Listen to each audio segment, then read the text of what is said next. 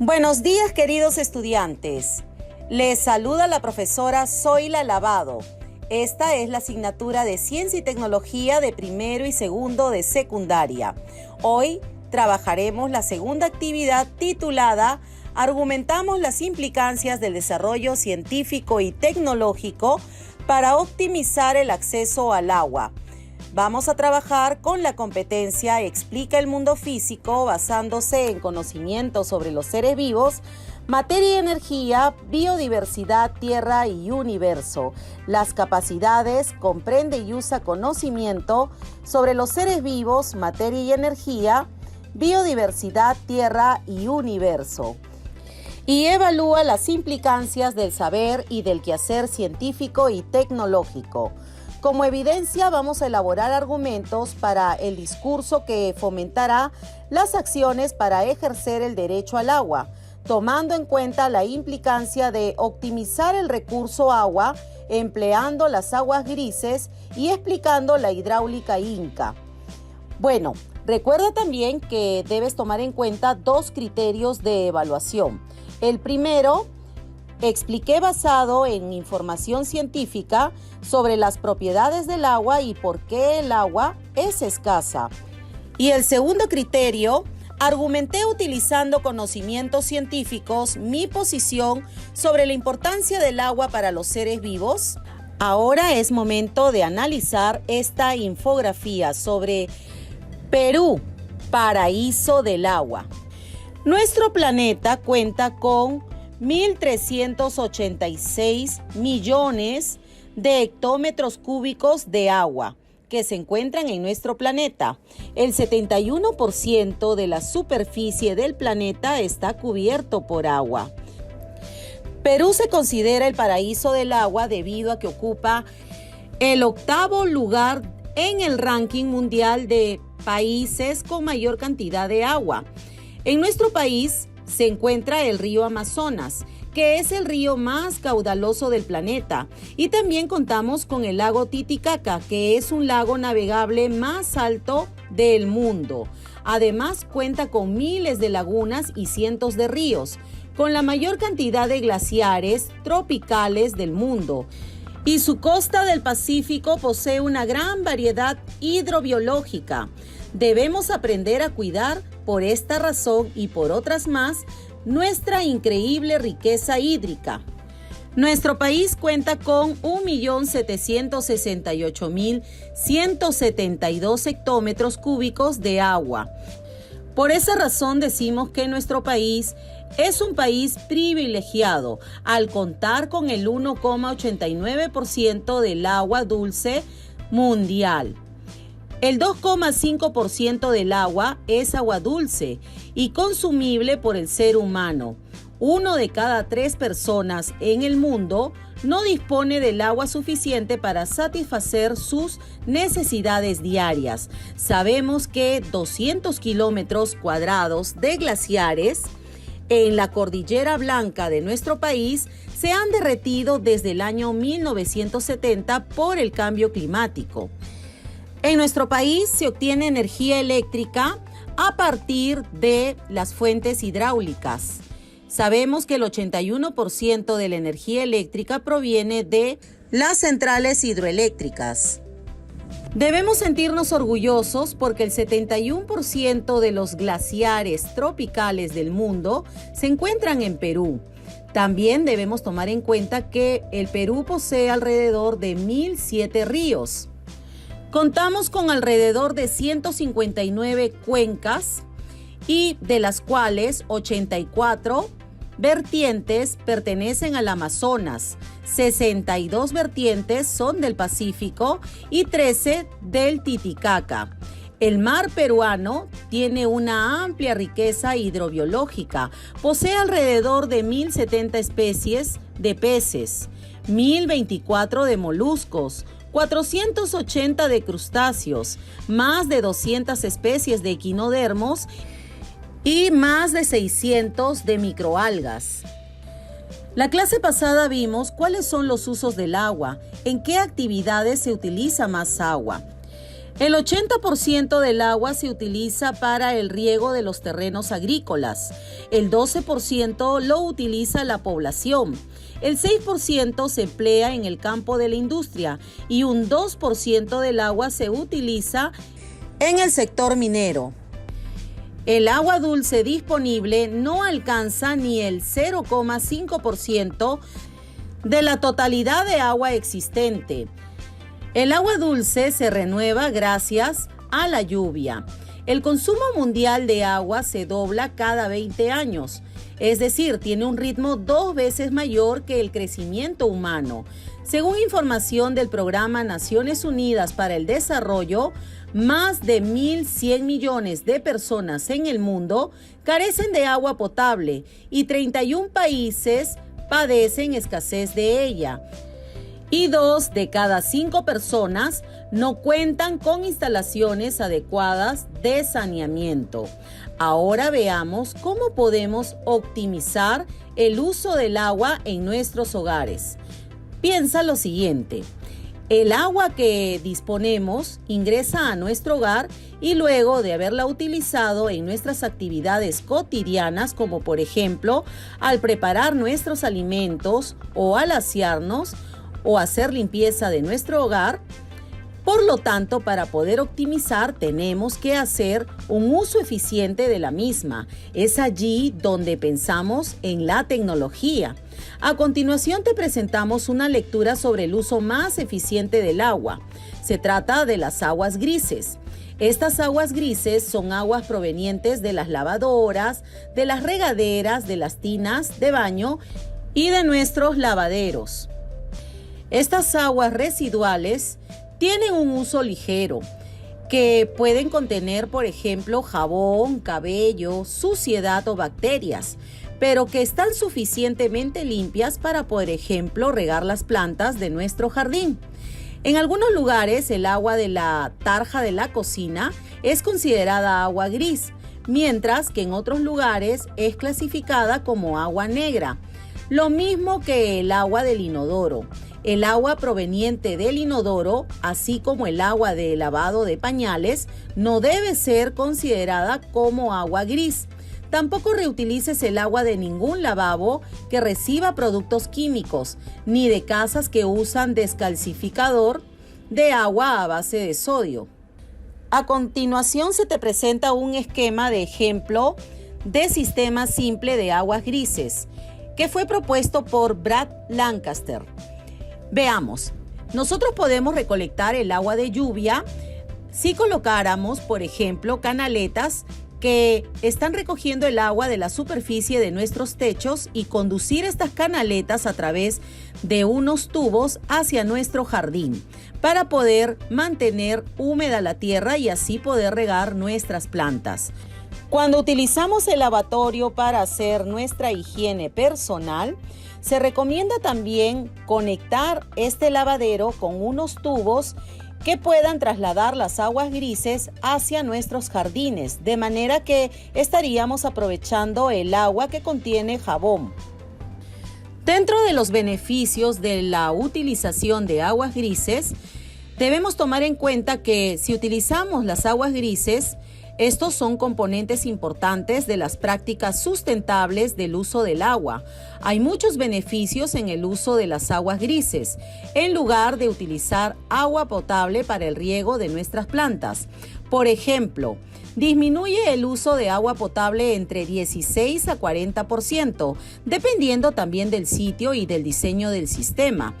Podemos disminuir además el monto del recibo de agua y la factura por aguas residuales. Diversificar los suministros de agua municipales y proporcionar una fuente alternativa de agua para riego, reservando el agua tratada para necesidades de más alta calidad. Recordemos que actualmente los municipios, para poder regar el ornato municipal, utilizan las aguas servidas o aguas grises. Además, debemos tomar en cuenta que otro de los beneficios sería reducir las necesidades de energía y químicos usados para poder tratar las aguas residuales. Ahora observa la siguiente imagen. Se presenta un sistema de lavadora al jardín. Observa, En la mayoría de hogares que cuentan con una lavadora, vamos a ver que esta en promedio tiene una capacidad de 7 hasta 14 kilos. Si nosotros vamos a utilizar las aguas grises de la lavadora, se recomienda utilizar el agua de enjuague. Como verás, las lavadoras en la parte posterior tienen una manguera de desagüe que permite la fuga del agua que se ha utilizado para enjuagar nuestra ropa. Entonces, esta actividad sería muy sencilla porque gracias a esa manguera podríamos conectar un sistema por medio de tubos plásticos y codos hacia nuestro jardín, de tal manera que tengamos varias tomas para que lleguen a cada una de las plantas como figura en el plano. Y así podríamos regar, por ejemplo, plantas arbustivas, plantas arborescentes y plantas herbáceas. Debemos tomar en cuenta esta leyenda que tenemos en la imagen para generar este sistema, con una serie de tubos y válvulas que vamos a adaptar y llaves también de paso para que pueda la manguera realizar el sistema de riego a cada uno de los sectores de nuestras plantas en el jardín. También debes tomar en cuenta que no todas las plantas pueden ser regadas con aguas grises.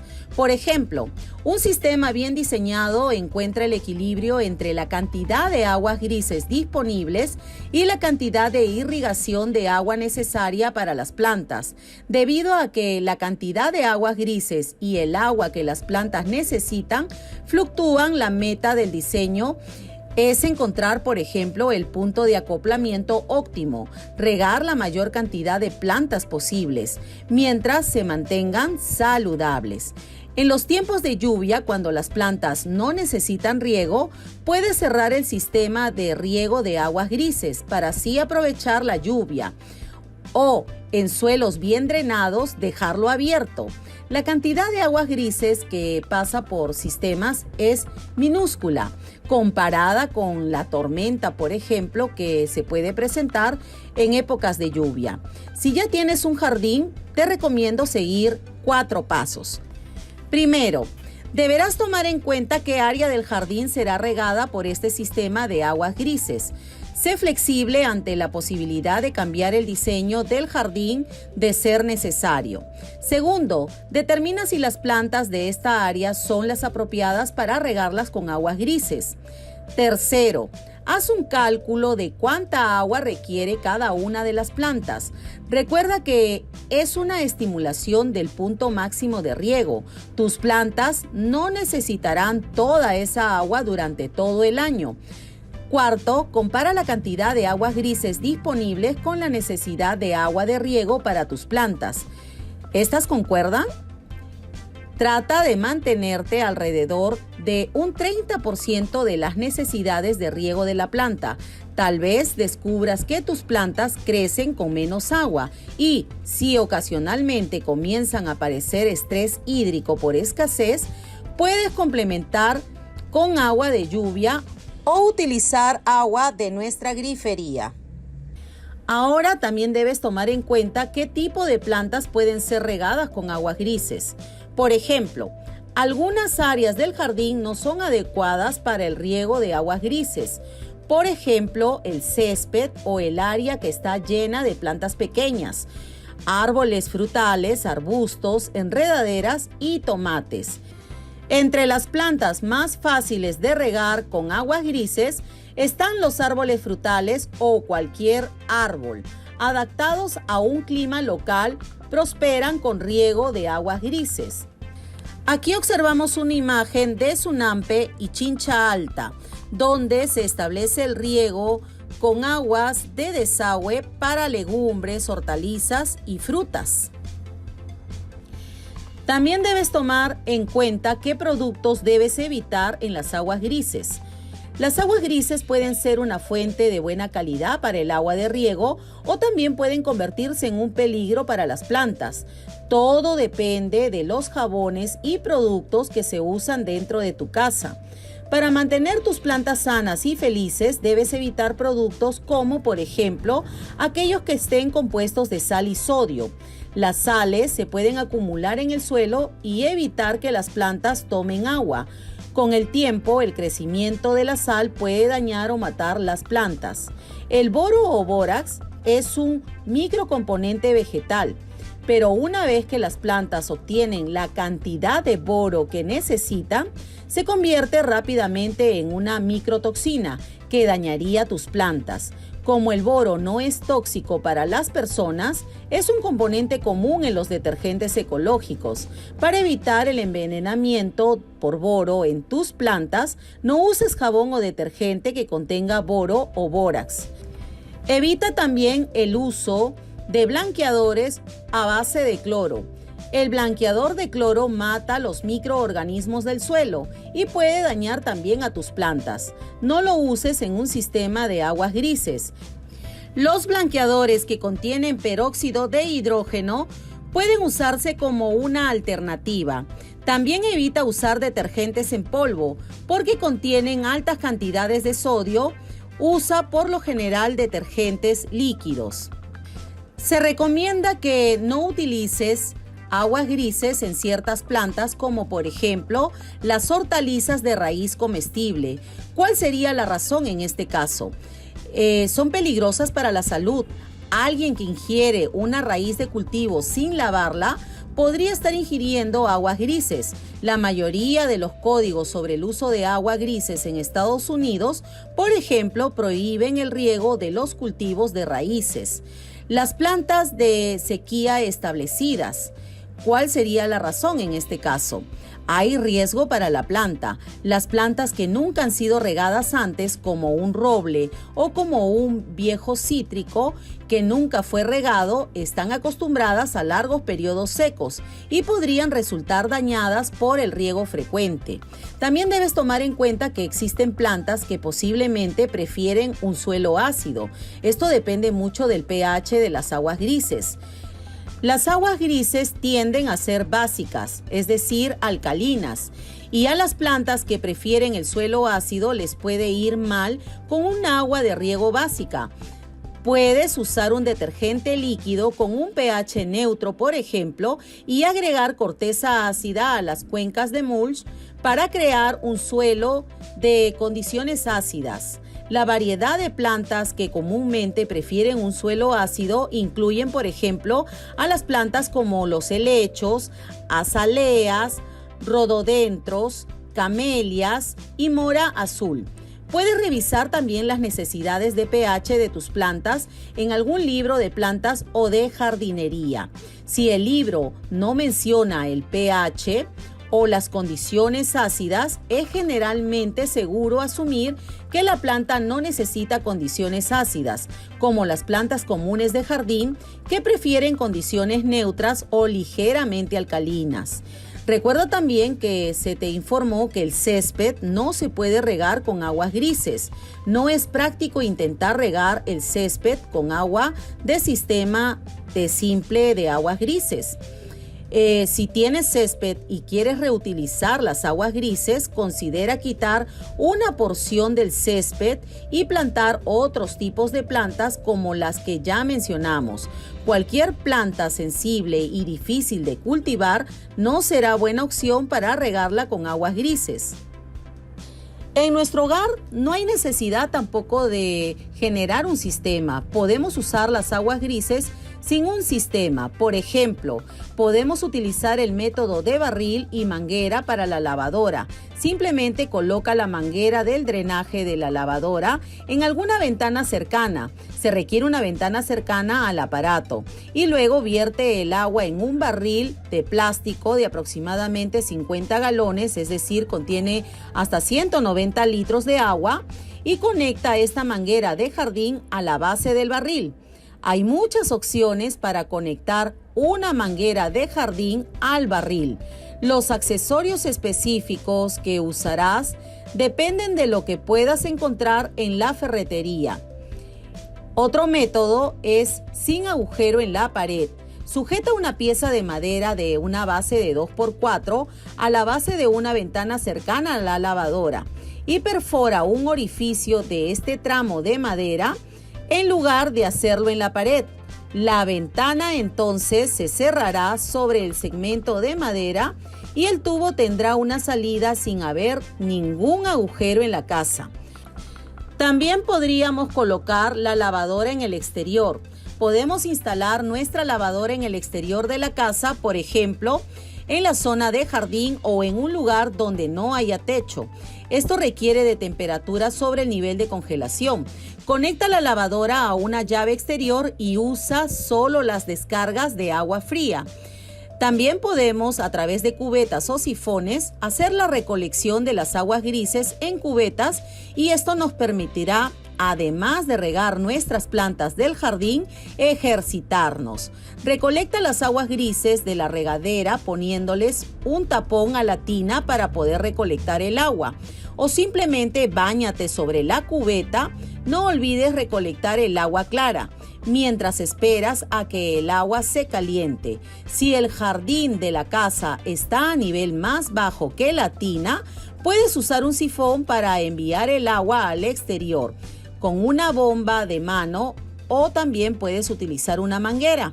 El agua del lavabo de la cocina se puede almacenar en un contenedor. Podrías almacenarlo también en una cubeta y llevarlo hasta tu jardín para poder aprovechar estas aguas grises y regar nuestras plantas. Ahora te invito a que analices cómo los incas afrontaban los fenómenos naturales en el Tahuantinsuyo. Los fenómenos suceden desde tiempos inmemorables y nuestros antepasados tuvieron que lidiar con ello y se adaptaron con extraordinaria sabiduría, afrontando así la fuerza de la naturaleza. Por desgracia tenemos poca información registrada, salvo algunas crónicas que incorporaron conceptos occidentales sin llegar a captar la esencia del pensamiento andino. Alfonso Clauber toca este tema en su libro El mundo pre-inca, los abismos del cóndor. Aludes, huaicos, desborde de los ríos, erupciones volcánicas, temblores y terremotos eran supuestamente muestras patéticas de la ira y de la indignación que en muchas ocasiones asaltaban al espíritu de la tierra, señala Clauber. Al desarrollar la forma como veían los incas la llegada de los huaicos, para ellos era como un mensaje de la tierra y por el respeto que los incas sentían, solo tenían temor. Empezó así a desarrollarse un intenso sentimiento místico de temor a ella y a dedicarse especial y precautorio los esfuerzos para aplacar tales iras. La tierra quedó así convertida en elemento central de la región andina. La difícil, compleja y hasta ahora sorprendente definición de las estaciones en el Perú fue advertida ya en el año 1548 por el cronista español Pedro Cieza de León. En la sierra, dice el cronista, comienza el verano en abril y dura hasta mayo, junio, julio, agosto, septiembre. Y por octubre ya entra el invierno. Más en estos llanos, junto a la mar del sur, es al contrario de todo lo susodicho. Porque cuando en la serranía es verano, es en ellos invierno. Pues vemos comenzar el verano por octubre y durar hasta abril. Y entonces entra el invierno. Y verdaderamente es cosa extraña considerar esta diferencia tan grande, siendo dentro de una tierra y en un reino. Tipón es considerada una estructura hidráulica que ha sido merecida del título de Maravilla de la Ingeniería Civil en la Asociación de Ingenieros Civiles de Estados Unidos. ¿Por qué motivo? Este sitio se encuentra en una de las más grandes obras de irrigación en las terrazas llamadas también andenes, la increíble distribución de los conductos de agua al aire libre. Tipón se encuentra ubicado cerca a Oropesa en la comunidad de Choquepata, a 27 kilómetros al sudoeste del Cusco. Este parque arqueológico tiene 240 hectáreas. La zona está compuesta por una serie de 13 terrazas o andenes construidas en albañilería de estilo imperial, con piedra de granito rosado. El origen de las aguas sagradas que recorren los canales y terminan en fuentes y alcantarillas de Tipón todavía están siendo investigados. Hay muchas versiones al respecto. Una de las versiones más difundidas por los guías es que las aguas provienen de las cumbres de Pachatuzam o de corrientes subterráneas propias de la montaña. Es innegable la avanzada tecnología usada para poder movilizar las aguas de los manantiales para el servicio del hombre. Cuando llegamos a Tipón, nos quedamos totalmente impresionados de sus murallas que son tan altas y del impresionante desarrollo en la ingeniería hidráulica, donde se rendía culto al agua. La gran muralla de defensa que rodea el complejo tiene un largo aproximado de 5 kilómetros, con un ancho de 1 a 2 metros y de 5 a 10 metros de altura. Por la diversidad y formación de los Andes, Tipón pudo ser un centro de experimentación agraria. Este lugar fue un centro de peregrinaje místico-religioso donde los sacerdotes incas venían antes del solsticio del invierno. Entre sus recintos vamos a ver que destacan los increíbles canales que hasta el día de hoy irrigan diversas terrazas agrícolas y fuentes ceremoniales. Al visitar Tipón nos quedamos maravillados con la armonía y la sensación que nos da de relajo por la armonía que se da en el ambiente. Se puede sentir el sonido del agua, el fresco del viento y un paisaje bellísimo que podemos disfrutar. La fuente principal en Tipón presenta 4 vertientes. En esta fuente pueden verse hornacinas laterales, las cuales pueden haber tenido un rol dentro de un ritual ceremonial. Las fuentes nos recuerdan a las fuentes de Tambomachay, en Cusco. El surtidor tiene una imagen que representa a Huiracocha Pachayachachi, el diseñador del universo. Ahora respondemos la siguiente pregunta. ¿Cuáles son las tecnologías que utilizaban los incas para hacer uso del agua? Te dejo aquí una imagen sobre el uso ancestral del agua en el Perú. Ahora ha llegado el momento de explicar lo aprendido. ¿A qué se refieren con que nuestro país es el paraíso del agua? ¿Cómo afecta el calentamiento global y el cambio climático en la distribución del agua en nuestro país? ¿Por qué es importante optimizar el aprovechamiento del agua? Recuerda registrar todas tus respuestas en tu cuaderno de actividades. Y para terminar, te recomiendo elaborar argumentos para tu discurso que fomentará las acciones para ejercer el derecho al agua, tomando en cuenta la importancia de optimizar el recurso del agua, empleando las aguas grises y también explicando la hidráulica inca. Luego de culminar tu actividad, deberás evaluarte bajo los 2 criterios que se te presentaron al inicio de la actividad, indicando si tuviste logros o estás en proceso de lograrlo y qué puedes hacer para mejorar tus aprendizajes. Bien, queridos estudiantes, hemos llegado a la parte final de nuestras actividades. Recuerda enviar las evidencias a tu docente. Conmigo será hasta la próxima actividad. Nos vemos.